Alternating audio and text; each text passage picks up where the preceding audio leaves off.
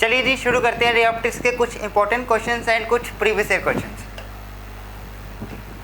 A concave mirror forms the real image of an object which is magnified 4 times.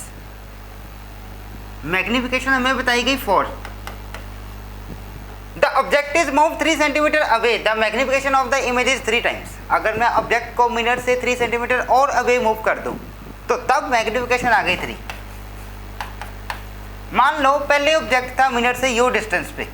Object का distance कितना हो गया mirror से u.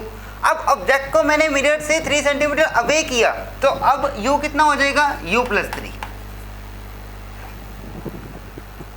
इस केस में मैग्निफिकेशन 3 है, इस केस में मैग्निफिकेशन 4 है. बात किसकी हो रही है? कनकेव मिरर की. तो भाई मैग्निफिकेशन का फॉर्मूला क्या होता है फॉर मिरर? -v/u. और मिरर फॉर्मूला क्या होता है? 1/f is equal to 1/v + 1/u. भाई v का तो कोई रोल है इस क्वेश्चन में नहीं. एक तो u का जिक्र हो रहा है इस क्वेश्चन में, मैग्निफिकेशन का जिक्र हो रहा है और हमें फोकल लेंथ पूछी गई है. भाई v का तो कोई रोल है नहीं है, तो यहाँ से हम v की वैल्यू निकाल लेते हैं. v किसके इक्वल आ जाएगा? यहाँ से -mu के क्रॉस मल्टीप्लाई करो, v किसके इक्वल आ गया? -mu के. ये v को भर दो तुम यहाँ पे ताकि v खत्म हो जाएगा. तो ये क्या बन गया? 1/f is equal to v की जगह क्या आ जाएगा? -mu, -1/mu + 1/u. भाई इन दोनों में से कुछ कॉमन 1/u कॉमन ले लेते हैं. इसमें से 1/u कॉमन ले लिया, अंदर क्या बच जाएगा? -1/m + 1 और इस साइड क्या आ गया? 1/f is equal to 1/f. यहाँ तक क्लियर है? दोबारा सुनो, मैग्निफिकेशन का जिक्र है हमें और u का जिक्र है और हमें पूछा गया फोकल लेंथ, मतलब v का कोई रोल ही नहीं है. तो मैग्निफिकेशन का फॉर्मूला होता है -v/u फॉर मिरर. तो यहाँ से v किसके इक्वल आ गया? -mu के. तो मिरर फॉर्मूला में मैंने v की जगह -mu डाल दिया ताकि v का रोल खत्म हो गया. अब हम पहुँच के भाई यहाँ तक 1/u कॉमन ले लिया, अंदर बच गया -1/m + 1 is equal to 1/f. इस चीज़ को मैं लिख सकता हूँ 1 - 1/m लिख सकता हूँ. f को भेजते हैं भाई इधर क्रॉस मल्टीप्लाई और u उधर क्रॉस मल्टीप्लाई. चलिए जी, मतलब डिनोमिनेटर वाला भी अब काम खत्म हो गया. हमें निकालना क्या है? What is the focal length of the mirror? Focal length निकालनी है. चलिए भाई f इंटू एलसीएम लेंगे, कितना आ जाएगा? m ऊपर आ जाएगा m-1 is equal to u. Cross multiply कर दो, यहाँ से f किसके इक्वल आ गया? f is equal to m into u, नीचे आ जाएगा m-1. यहां तक क्लियर है? चलिए अब मैग्निफिकेशन 4 है तब u ही लेना है हमने. f is equal to magnification कितनी है? 4u divided by magnification 4 - 1 3. Okay, f किसके इक्वल आ गया? 4u/3 के. अब अगले केस में क्या हो गया? u+3. f is equal to formula यही लगेगा. f इज इक्वल टू, हमारे पास रिलेशन ये ड्राइव हुआ ना mu और f के बीच में, f is equal to m into u/m-1. तो इस रिलेशन को पहले लगाया फर्स्ट केस में, तो f किसके इक्वल आ गया? 4u/3 के.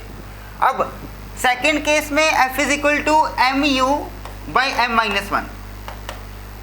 भाई f किसके इक्वल आया था? 4u/3 के. ये f को यहाँ पे सब्स्टिट्यूट कर दो, ये क्या बन जाएगा? 4u/3 is equal to m की जगह 3 एंड u की जगह u+3 divided by m-1. m कितना है? 3 3 - 1 कितना हो गया? 2.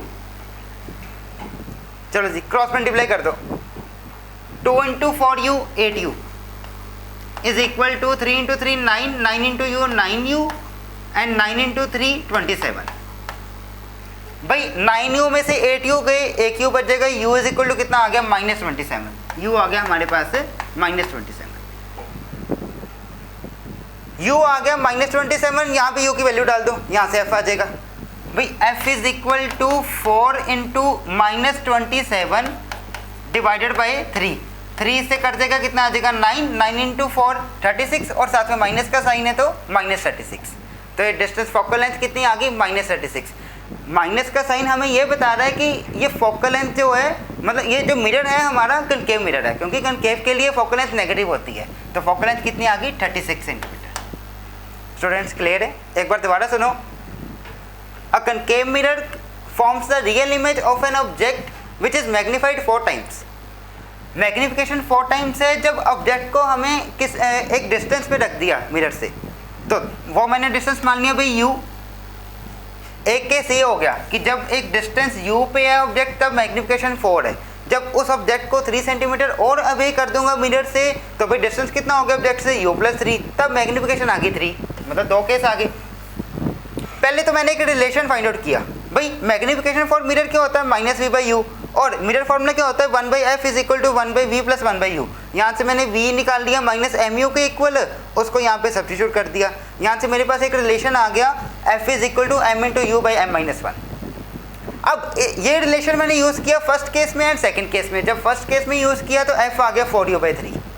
सेकंड केस की जब बारी आई तो f को भर दिया मैंने 4u/3, यहाँ पे सब्स्टिट्यूट कर दिया। तो भाई यहाँ से हमारे पास u आ गया -27, वो u को मैंने यहाँ सब्स्टिट्यूट कर दिया, u को मैंने सब्स्टिट्यूट कर दिया भाई यहाँ पे। उसके बाद u को -27 भर दिया, 4 × -27/3, ये कटिंग होगी, कितना आ गया 36 सेंटीमीटर। क्लियर है स्टूडेंट? समझ के चलिए next. The image found by a convex mirror of focal length 30 centimetre. अब कन्वेक्स मिरर है, कन्वेक्स मिरर है तो फोकल लेंथ क्या होगी, नेगेटिव या पॉजिटिव? पॉजिटिव, मतलब फोकल लेंथ होगी 30, positive 30 is the quarter of the side of the object. Image जो है वो ऑब्जेक्ट के साइड से कितनी बनी है, क्वार्टर। क्वार्टर का मतलब क्या होता है 1/4। तो भाई मैग्निफिकेशन दी गई है इस केस में 1/4। Then the distance of the object from the mirror is, बताओ भाई u कितना होगा, f दिए m दिए u निकालना है। अभी हमने किया, ये देखो दोबारा देखो, अभी हमने लास्ट क्वेश्चन में किया था f = m × u/m-1। ये रिलेशन यूज कर लो, f = mu/m-1, f = m × u/m-1। चलिए चाहे तुम्हें याद ही कर लो भाई। फोकल लेंथ किसके इक्वल है 30 के, f की जगह 30 एंड m की जगह 1/4, 1/4 × u, u/4 divided by 1/4 - 1। Okay भाई एलसीएम लेंगे कितना आ जाएगा 1 - 4/4, वो कितना हो जाएगा -3/4। -3/4 इधर क्रॉस मल्टीप्लाई हो जाएगा, 30 × -3/4 = u/4 आ जाएगा। ये देखो ना 1/4, 4 एलसीएम ले लिया, 4 उधर चला जाएगा, 1 - 4 -3 -3/4 आ गया। -3/4 को 30 के साथ क्रॉस मल्टीप्लाई और इधर बच गया u/4। तो भाई 4 से 4 कट गया, -3 × 30 -90, u कितना आ गया हमारे पास से -90। B option. समझ के स्टूडेंट्स? क्लियर है? बिल्कुल पिछले जैसा ही था। उस क्वेश्चन में हमने पहले ये रिलेशन फाइंड आउट किया था, इस क्वेश्चन में मैंने सीधा यूज कर लिया। चलिए next. The frequency of the light wave in a material is 2 × 10⁻14 hertz. Frequency कितनी दी गई है 2 × 10⁻14 and wavelength is 5000। Wavelength lambda is equal to 5000 and angstrom is कितना होता है भाई 10⁻−10 metre. Okay. The diffractive index of the material will be, diffractive index पूछा गया आपसे।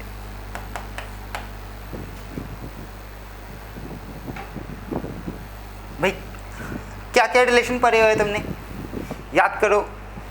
रिलेशन तुमने पढ़े होंगे डुअल नेचर में।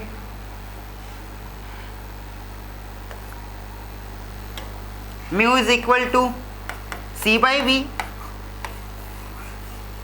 Mu is equal to c/v, ये तुमने पढ़ा लाइट में।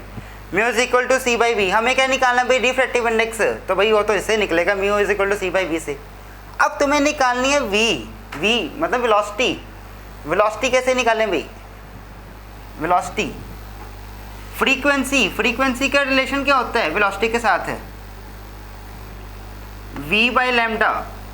Frequency is equal to velocity by lambda, तो वेलोसिटी किसके इक्वल आ जाएगा फ्रीक्वेंसी इंटू लैम्डा के। Velocity is equal to frequency into lambda. मतलब वेलोसिटी हम कैसे निकालेंगे, फ्रीक्वेंसी और वेवलेंथ को मल्टीप्लाई करके, जबकि हमें फ्रीक्वेंसी भी पता है और वेवलेंथ भी पता है। इन दोनों को मल्टीप्लाई करेंगे तो क्या आ जाएगी वेलोसिटी। उस वेलोसिटी को हम यहाँ सब्स्टिट्यूट कर देंगे तो वहाँ से हमारे पास रिफ्रैक्टिव इंडेक्स आ जाएगा। भाई ये तुमने डुअल लेक्चर में पढ़े होंगे रिलेशंस कि frequency is equal to velocity upon wavelength. चलिए वेलोसिटी निकालते हैं, वेलोसिटी इज इक्वल टू, या फिर हम यहाँ पे सीधे सब्स्टिट्यूट कर देते हैं, वेलोसिटी सीधे यहाँ पे सब्स्टिट्यूट कर देते हैं भाई। यहाँ से रिफ्रैक्टिव इंडेक्स किसके इक्वल आ गया, c बाई वी के, v की जगह आ गया फ्रीक्वेंसी इंटू लैम्डा।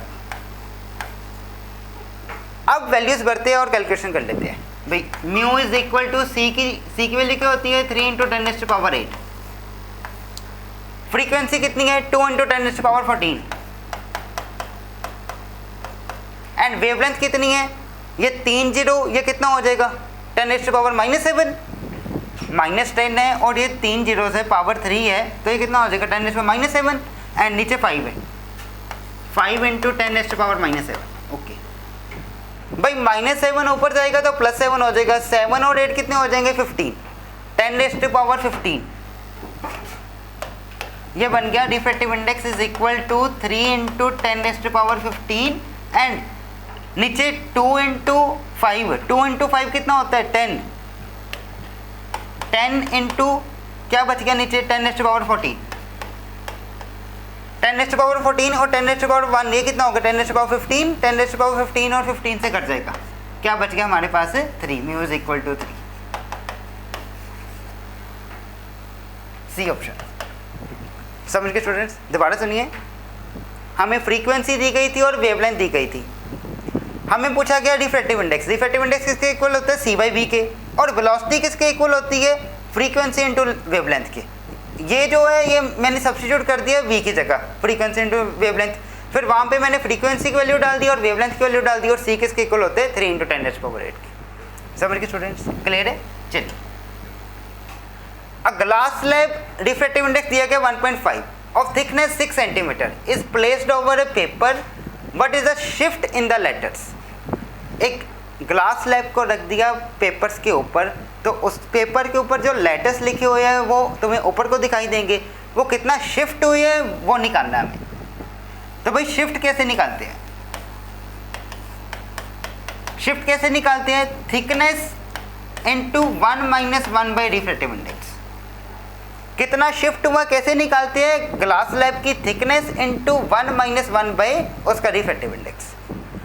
भाई थिकनेस कितनी दी गई हमें 6 इंटू 1 - 1 बाई रिफ्रैक्टिव इंडेक्स कितना 1.5, 1.5 को मैं लिख सकता हूँ 3/2, तो रेसिप्रोकल होके कितना आ जाएगा 2/3, 3/2 2 ऊपर चला गया। चलिए एलसीएम लो, 3 - 2 1, 1/3 इंटू 6, ये कितना हो जाएगा भाई, कट कटते 2 आ गया, 2 क्या आ गया हमारा शिफ्ट, शिफ्ट कितनी आ गई 2 सेंटीमीटर, मतलब वो जो लेटर्स है वो 2 सेंटीमीटर ऊपर शिफ्ट करेंगे।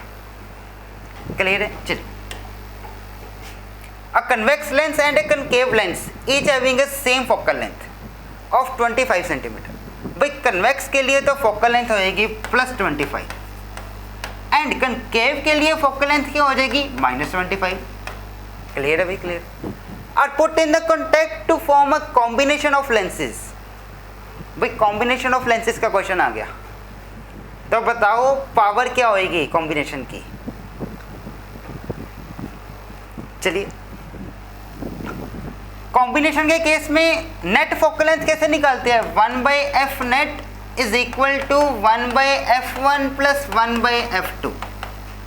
f1 मैंने मान लिया कन्वेक्स के केस को, f2 मैंने मान लिया कनकेव के केस को। तो कन्वेक्स के केस में फोकल लेंथ तो आ गई भाई 25, 1/25। कनकेव के केस में फोकल लेंथ है -25, मतलब -1/25। ये क्या आ रहा है भाई 1/f नेट, 1/25 - 1/25 ये कितना आ गया भाई 0, 1/f नेट आ गया मेरे पास 0, 1/f नेट 0 आ गया, तो रेसिप्रोकल कर दूं तो f नेट आ जाएगा, f नेट कितना आ जाएगा, f नेट कितना आ जाएगा भाई 1/0 that is infinity, f net आ गया इन्फिनिटी, f नेट इन्फिनिटी। हमें क्या निकालनी है, पावर ऑफ लेंथ से। पावर ऑफ लेंथ क्या होती है फोकल लेंथ की, reciprocal, power reciprocal of focal length. तो भाई इन्फिनिटी का रेसिप्रोकल कितना आ जाएगा 0, 1/∞ 0। पावर ऑफ लेंथ कितनी आ गई कॉम्बिनेशन के केस में 0। समझ गए स्टूडेंट्स, क्लियर है। चलिए a if in plano convex lens, plano convex lens है भाई,